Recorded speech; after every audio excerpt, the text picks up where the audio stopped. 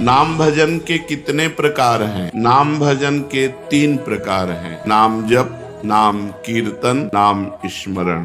3 प्रकार से नाम का रसास्वादन किया जाता है, जप के द्वारा, स्मरण के द्वारा और कीर्तन के द्वारा। ये जप क्या है?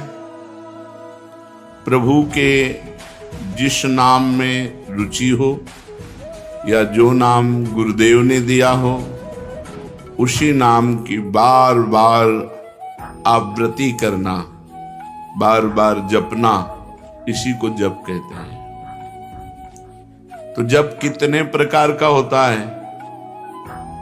ये जप 3 प्रकार का होता है। साधारण जप, उपांशु जप और मानसिक जप। ये 10 गुना पूर्व से होता है। विधि विधान से यज्ञ याज्ञ जो किए जाते हैं, उनसे 10 गुना फल साधारण जप में है। साधारण जप से 1000 गुना फल उपांश में है और उपांश से 1,00,000 गुना फल मानसिक में है। मनुस्मृति में ऐसा वर्णन है। साधारण जप क्या है? जिसमें स्वर तो सुनाई दे पर वो कीर्तन नहीं है। जैसे राधा राधा राधा राधा राधा राधा राधा राधा राधा, ये कीर्तन नहीं है, ये साधारण जप है। इसे साधारण जप कहते हैं, जिसमें शब्द बाहर सुनाई दे। उपांशु जप क्या है? जिसमें जीभ और ओठ तो हिले पर शब्द बाहर न सुनाई दे। ये साधारण जप से 1000 गुना फल देने वाला है। ओठ बंद है, अंदर जीभ हिल रही, नाम या मंत्र चल रहा है। मंत्र उपांश से शुरू होता है। मंत्र 2 ही प्रकार जपा जाता है, उपांश और मानसिक। नाम 3 प्रकार से जप होता है। साधारण, जिसे वाचिक कहते हैं, फिर उपांश और मानसिक। साधारण जप से उपांश 1000 गुना श्रेष्ठ है। वो जिह्वा चलती है, ओठ बंद रहते हैं, शब्द बाहर नहीं सुनाई देता। मानसिक जप, जिसमें जीभ भी न हिले और न ओठ हिले, केवल मन से मंत्र का जप करना। जैसे ऐसे शांत बैठे, कोई हरकत बाहर नहीं दिखाई दे रही और अंदर मंत्र चल रहा है, नाम जप चल रहा है। इसे मानस जप कहते हैं। सुना है श्वास के द्वारा नाम जप करने से जल्दी लाभ प्राप्त होता है। हाँ, श्वासा श्वासा नाम जपे दुविधा रहा न कोई भी श्वास खाली न जाए, उसमें नाम जप करे तो दुविधा अर्थात भगवत प्राप्ति में कोई संशय नहीं। प्रत्येक श्वास की गति की ओर लक्ष्य रखो। हर श्वास के आने जाने में श्वास के साथ नाम उच्चारण करो। अगर ऐसा नहीं बनता, उपांशु के साथ श्वास जोड़ो, जिह्वा हिलाओ, नाम या मंत्र जप करो ओठ बंद करके और श्वास के साथ। आरंभ में माला, काउंटर, जो आपको सुविधा पड़े वो ले लो और श्वास श्वास कई नाम, कई मंत्र ऊपर खींचने पर, छोड़ने पर श्वास प्रश्वास में जप करें। धीरे धीरे मन लगने लगता है, क्योंकि बिना मन के छूट जाएगा श्वास की गणना छूट जाएगी। हर श्वास में नाम जप करना है। स्मरण क्या है? स्मरण युक्त जप किसे कहते हैं? स्मरण केवल मन की वृत्ति से होता है। जिस जप में नाम लिखा जाता है, नाम साक्षात दिखाई देता है, सुनाई देता है, उसे स्मरण कहते हैं। पूरी स्मृति में नाम या मंत्र विराजमान है, आप उसी में डूब कर जप कर रहे हैं। ये केवल मानसिक होता है, ये न वाचिक होता है, न उपांश होता है, ये होता ही मानसिक है। इसीलिए प्रायः इस पे ज्यादा देर साधक टिक नहीं पाते। नाम मंत्र चल रहा है, बार बार उसी की आवृत्ति लिख रहे हैं, बार बार उसी को सुन रहे हैं, लेकिन जिह्वा नहीं चल रही, कोई चेष्टा नहीं हो रही, अंदर ही हो रहा है। इसे जप स्मरण युक्त कहते हैं, स्मरण जप कहते हैं। ये मानस मूर्ति पूजा की भांति नामोक्षरों की भावना मन में कर सकते हैं। हाँ, कर सकते हैं। जैसे श्री राधा वल्लभ लाल जी की रूप माधुरी सामने है, अब उनके मस्तक पर लिख रहे हैं मंत्र, उनकी छाती पे लिख रहे हैं, उनकी बाजुओं पे लिख रहे हैं, उनके चरणों में लिख रहे हैं। और बार बार जहां मन आया पूरे श्रीअंग का दर्शन करते हुए वहीं बार बार मंत्र लिख रहे हैं, बार बार नाम लिख रहे हैं। मानस मूर्ति की पूजा की भांति आपको लाभ देगा। क्या नाम अक्षरों की आवृत्ति का और कोई उपाय है? हाँ, मन की रुचि के अनुसार आप आकाश में कर सकते हो, आप हृदय में अपने कर सकते हो, आप अपने मस्तक पे कर सकते हो। मस्तक पे बार बार लिख रहे हैं अपने अंदर से, या आप अपने हृदय में लिख रहे हैं, या सामने बाहर लिख रहे हैं, जैसे आपकी रुचि बने। या आप नाम के पूरे गहने पहना दीजिए ठाकुर जी को। चरणों में नूपुर तो नूपुर की जगह नाम मंत्र, बाजुओं में बाजूबंद तो बाजूबंद की जगह नाम मंत्र, कुंडल की जगह नाम मंत्र, तिलक की जगह नाम मंत्र हम बार बार लिख रहे हैं। ऐसे जैसे भी बने अंदर से लिखते हुए नाम का स्मरण करना बहुत जोर का लाभ प्रदान करता है। तो नाम जप, नाम स्मरण, नाम कीर्तन। नाम कीर्तन में गगन भेदेश्वर होना चाहिए। उच्च स्वर स्तंभद सर्वदैव, ऊंचे स्वर से कीर्तन होना चाहिए। जितना उच्च स्वर से होगा उतना ही कीर्तन लाभ देगा। कीर्तन कितने प्रकार के होते हैं। अकेले भी ताली बजाते हुए भगवान नाम कीर्तन होता है। आर्त भाव से अकेले पुकारते हुए ताली बजा रहे भगवान के नाम का कीर्तन, या कई लोग मिलकर के भगवान नाम कीर्तन कर रहे हैं, भगवान का गुण कीर्तन कर रहे हैं।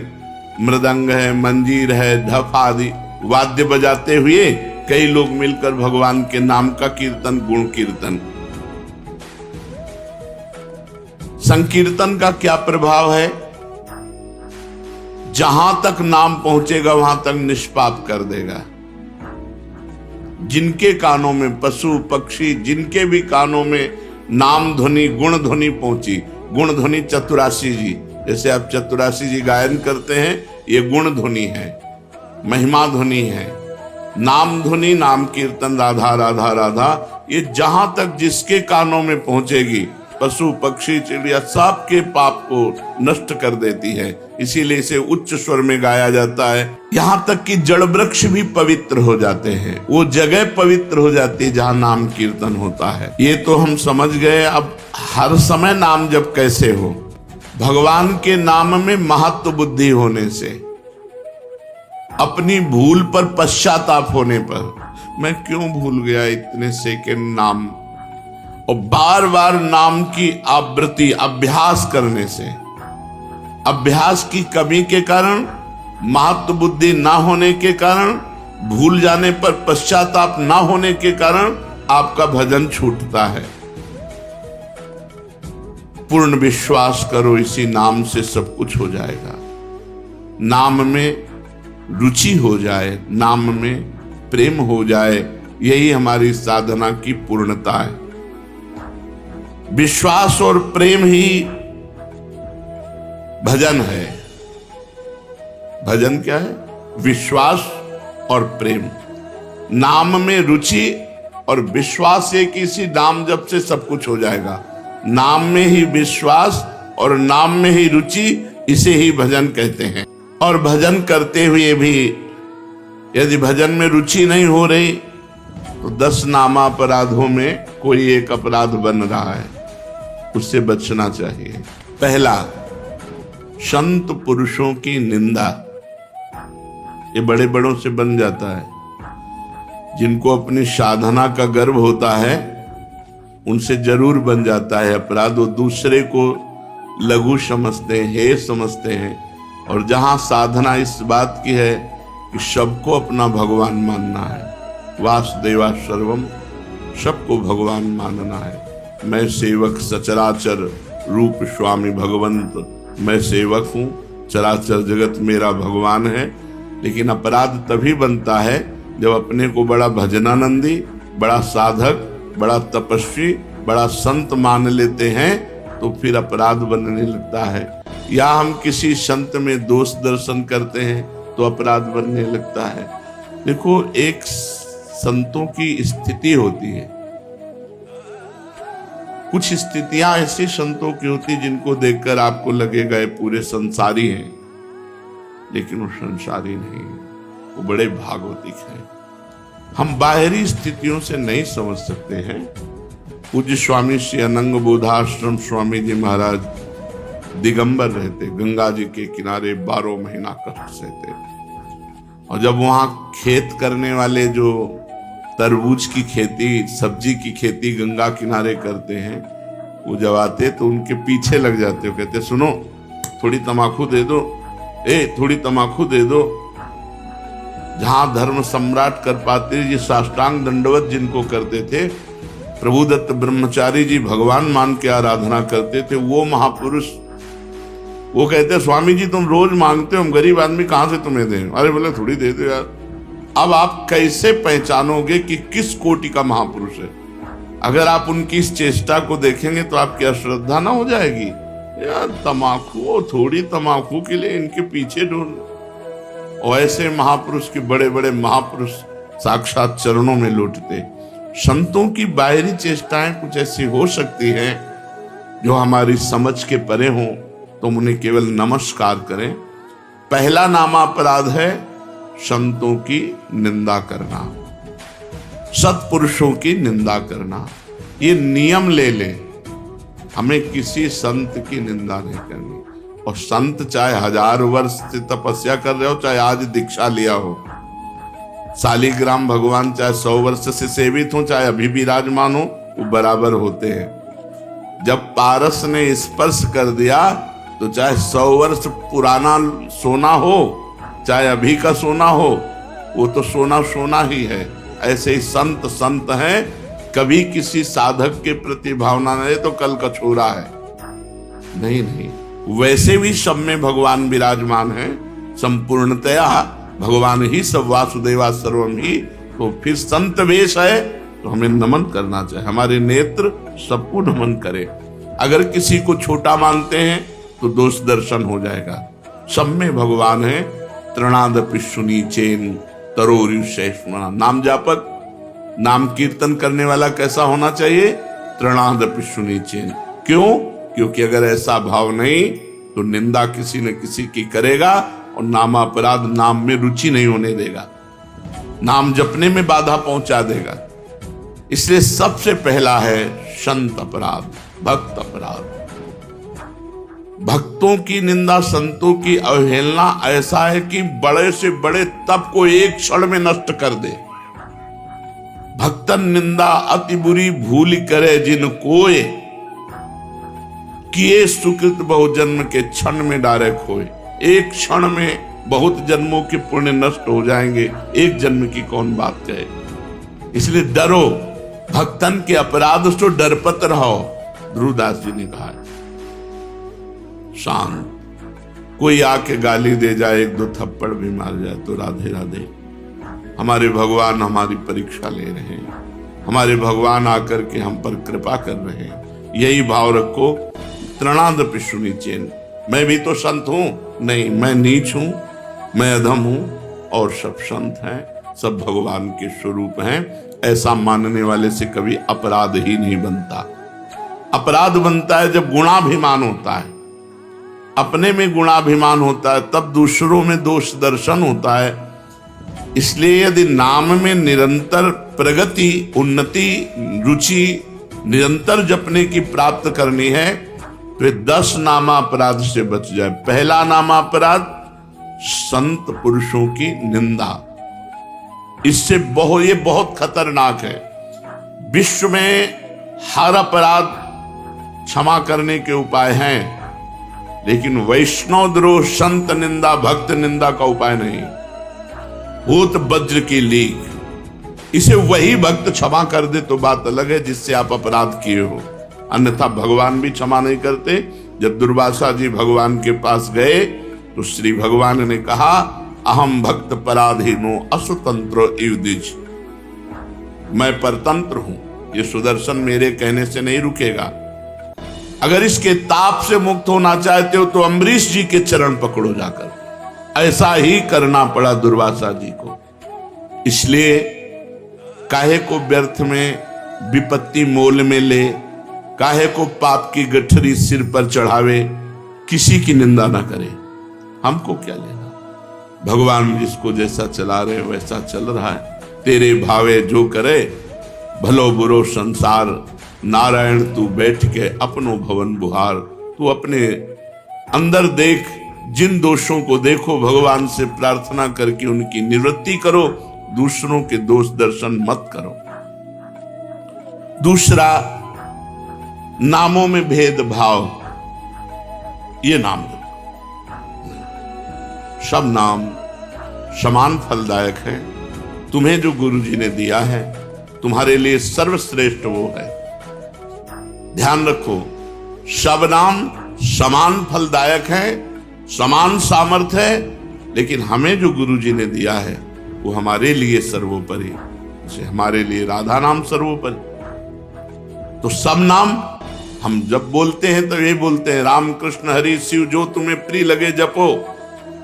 हमारी पूछो तो हम वृंदावनवासी, राधा उपासी, राधा राधा राधा। हमारे लिए सर्वोपरि नाम राधा है। जो राम जपते हैं उनके लिए सर्वोपरि नाम राम है। जो शिव जपते हैं उनके लिए सर्वोपरि शिव है।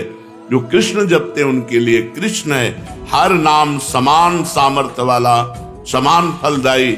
इसीलिए एक नाम जप करके अन्य नाम जाप की अवहेलना मत कीजिए, अन्य नाम को छोटा मत मानिए, अन्य नाम का उपहास मत कीजिए। अच्छा तुम ये जपते हो, इससे क्या होगा? नहीं, ये नामापराध कर रहे हो, तुम्हारे नाम जप में बाधा पड़ जाएगी, अरुचि हो जाएगी। तीसरा, नामदाता गुरु का अपमान। अगर गुरु मंत्र लिए हैं, गुरु नाम लिए हैं, गुरुमुख हुए हैं, आप उन गुरु की अवज्ञा कर देते हैं, अपमान कर देते हैं, अवहेलना कर देते हैं, तो चाहे खोपड़ी के बल खड़े होकर के नाम जप करो, कभी सिद्ध नहीं होगा, कभी भगवदानंद की स्फूर्ति नहीं होगी, क्योंकि नामदाता का अपराध बन गया। अगर इतने भी सद्गुण आ जाए, कभी इतने भी भागवतिकता आ जाए, कोई दिव्यता आ जाए, झूठ बोले बात अलग है, कभी दिव्यता नहीं आ सकती। ये भगवान की बनाई हुई मर्यादा है। जो गुरु अवज्ञा करे, गुरु का अपमान करे, उसे कभी भी भगवत प्राप्ति नहीं हो सकती, कभी भगवान के नाम में रुचि नहीं हो सकती, कभी भगवदानंद की अनुभूति नहीं हो सकती। तीसरा है गुरु का अपमान। चौथा, शास्त्रों की निंदा करना। शास्त्र भगवत स्वरूप है। शास्त्र के स्वाध्याय से ही ज्ञान या नाम में प्रीति होती है, भगवान की तरफ चलना होता है। भगवान का अक्षर ब्रह्म स्वरूप समस्त शास्त्र हैं। एक एक अक्षर में भगवान विराजमान है। इसलिए किसी भी शास्त्र की निंदा न करो। सब शास्त्र भगवत स्वरूप है। शास्त्रों की निंदा अगर करोगे तो नाम भगवान तुम्हारी जिह्वा पे नहीं टिकेंगे, नाम में बाधा पड़ जाएगी। पांचवा, नाम में अर्थवाद। अरे इतनी महिमा नाम की है, केवल गाते हैं, केवल प्रशंसा के लिए, ऐसी नहीं महिमा है नहीं। इससे बहुत पतन हो जाएगा, नामापराध बन जाएगा। नाम की जितनी महिमा गाई जाए वो सब थोड़ी है, ज्यादा नहीं है। कहूं कहां लगी नाम बड़ाई, राम न सकहीं नाम गुण गाई। स्वयं भगवान राम अपने राम नाम की महिमा का पूर्ण रूप से गान करना चाहे तो वो भी नहीं कर सकते। इतनी महिमा नाम की है कि स्वयं नामी यदि नाम की महिमा का यथार्थ में पूर्णतः गान करना चाहे तो वो भी नहीं कर सकता। तो जो ऋषि मुनि संत महात्मा जितने हुए नाम जापक, वो जो वर्णन करते हैं वो यथार्थ सत्य है, लेकिन पूर्ण नहीं है।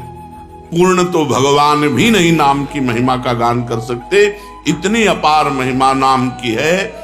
इसलिए नाम में अर्थवाद कि अरे ये तो नाम की रोचकता के लिए इतनी प्रशंसा कर दी गई है, वैसे वस्तुतः ऐसा है नहीं, ऐसा सोचना ये नामापराध है।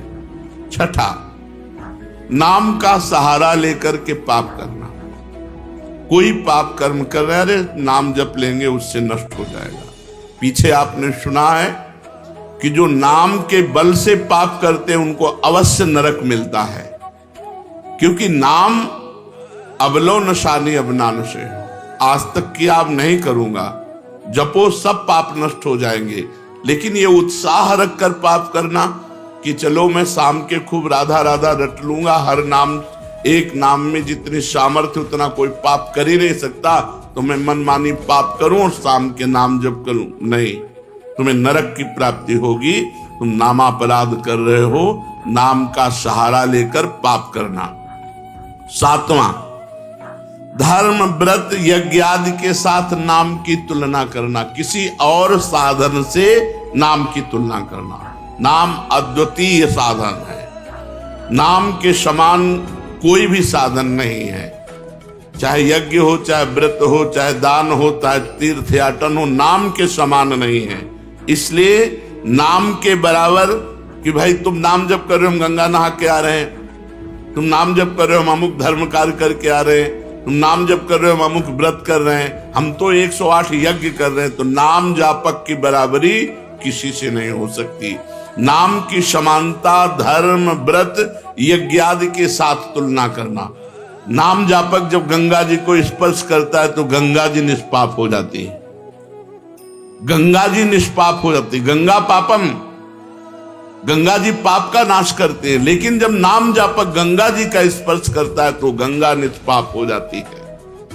इसलिए धर्म व्रत यज्ञ आदि के साथ नाम की तुलना करना, ये नाम का 7वां अपराध है। 8वां,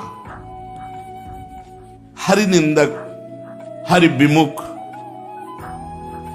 अवहेलना करने वाले भक्तों की, उन अश्रद्धालुओं को जो सुनना नहीं चाहते, जो भक्तों की निंदा करते, भगवान की निंदा करते हैं, ऐसों को नाम का उपदेश करना।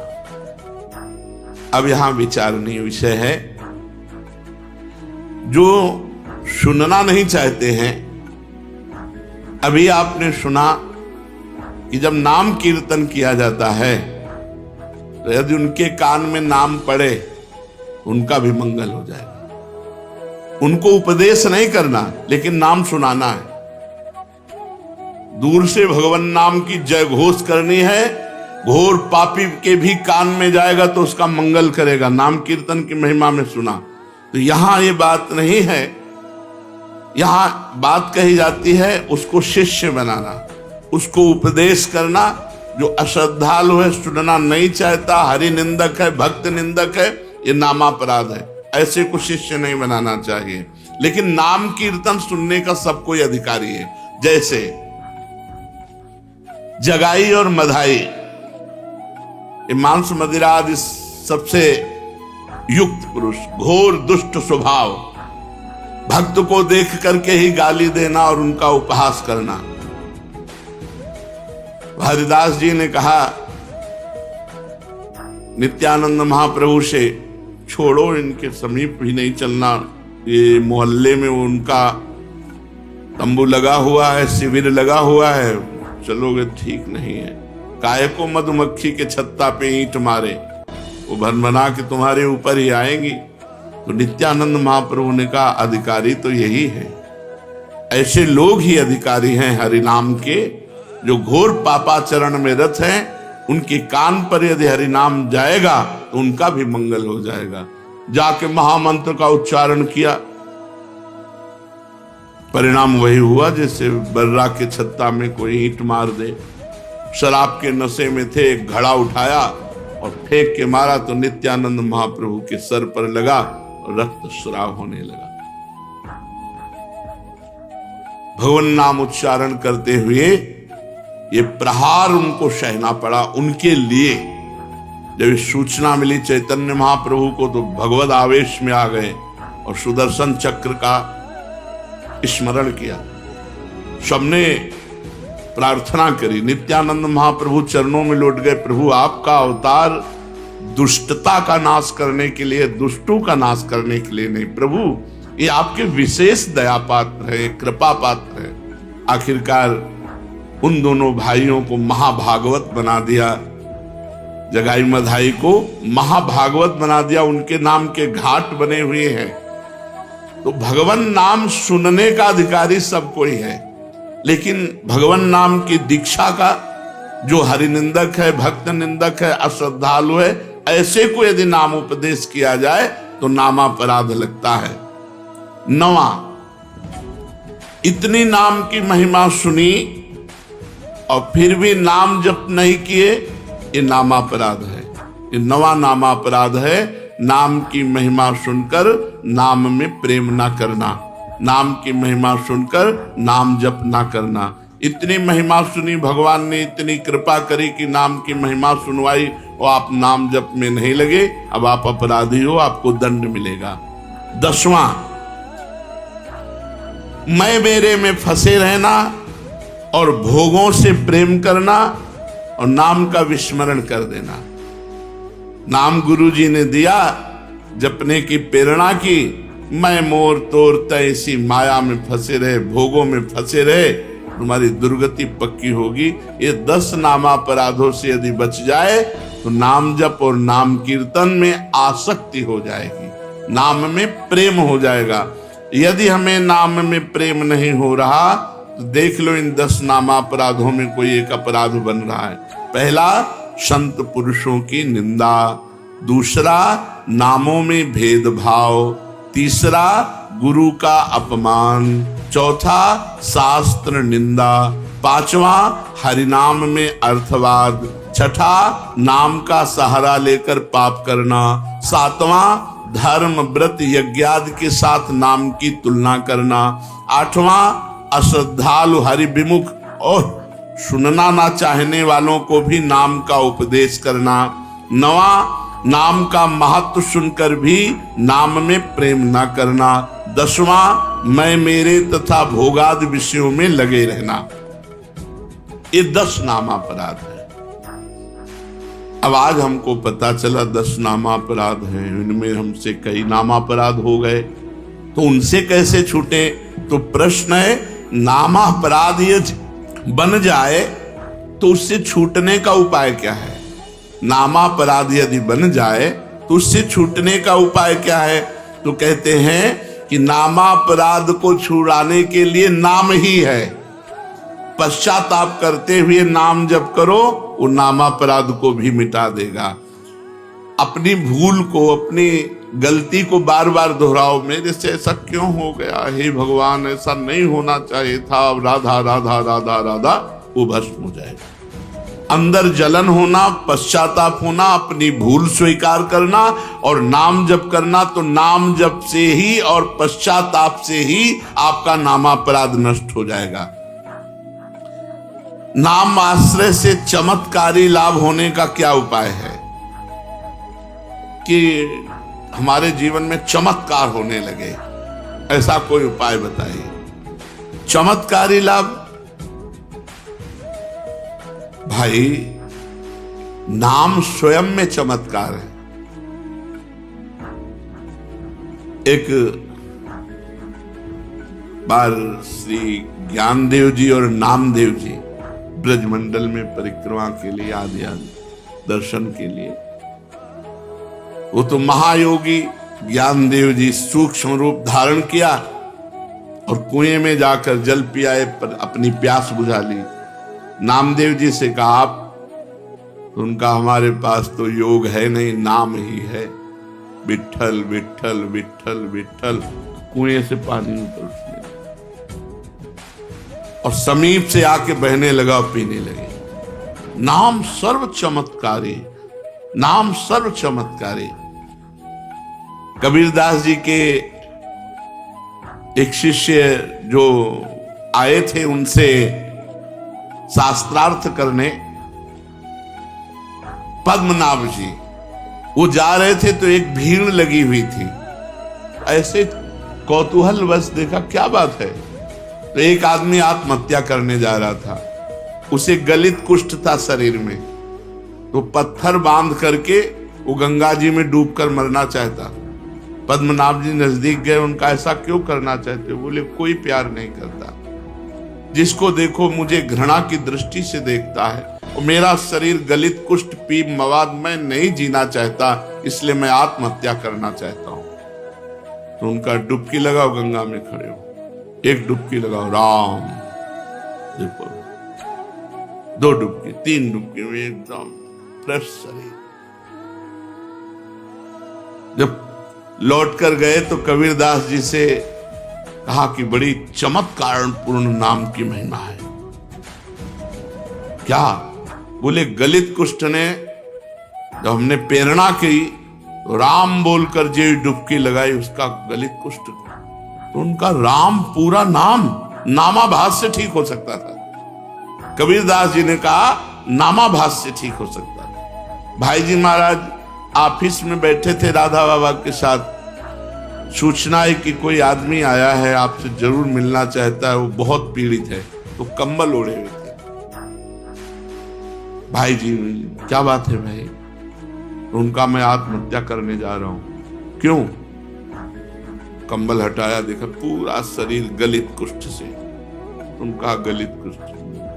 भाई जी ने कहा था नहीं, आत्महत्या करना तो ठीक नहीं। भगवान नाम लेकर जे ही आलिंगन खत्म। वासुदेव कुष्ठी का चरित्र है चैतन्य चरितावली में। चैतन्य महाप्रभु ने हरे कृष्ण कह के जे गले से लगाया। नाम का अद्भुत चमत्कार। पर छोटे मोटे चमत्कारों में प्रयोग करोगे तो सबसे बड़ा चमत्कार की सुमिर पवन सुत पावन नामू अपने बस कर राखे रामू, ये नहीं हो पाएगा। भगवान का साक्षात्कार नहीं हो पाएगा यदि अपने नाम का प्रयोग करोगे। भगवान का ये हमने जीवन में कई बार देखा है। भगवान नाम का अद्भुत चमत्कार, अद्भुत महिमा भगवान नाम की देखी। नाम में विश्वास हो, नाम को आदर बुद्धि के साथ जपो, नाम का चिंतन करते हुए नाम जपो, नाम को गुप्त रखो, जो चाहोगे हो जाएगा। नाम को गुप्त रखो। कितना जप संख्या करते हो? इसीलिए हम संख्या करते नहीं। सही ईमानदारी से अगर कोई हमें हाथ खड़ा करके पूछे कि तुम्हारी साधना क्या है, तो हम कह देंगे शून्य। शून्य के सिवा हमारी साधना कुछ नहीं है। क्यों? कोई गणना नहीं है। कोई गणना हो कि ये है, ये है, ये है। अब जो दिनचर्या बन गई हो, तो जैसे किसान की खेती वैसे हमारी दिनचर्या है। हम उसे साधना थोड़ी मानते हैं। जैसे किसान आदमी अपना सुबह से खुरपी फावड़ा लिया, अपने खेत में गया, दिन भर मेहनत की, शाम के खाया पिया, चैन से सो गया, अब उसे हम साधना माने? अब हमारा तो जीवन बचपन से यही रहा, तो हमारी तो किसानी यही है, हमारी खेती यही है। कोई गणना नहीं। अगर हमसे पूछा जाए आपकी साधना क्या है, तो हम कह देंगे शून्य। तो आप जी किससे रहे हो? मेरे बल सी वृंदावन रानी, महारानी जी के बल से जी रहे हैं। महारानी जैसे किसी को ये भ्रम हो कि इतने शिष्य हैं, इन सबको भगवत प्राप्त करा देंगे क्या? तो हम पोस्टमैन हैं। तुम्हारी बात लाडली जी तक, लाडली जी की बात आप तक, और हम अपने समेत सब ये लाडली जी के हैं। कई बार आपको कहा है कि अगर डिब्बा मोक्ष में ताव दे कि मैं 500 लोगों को पहुंचा दूंगा तो बेवकूफी है।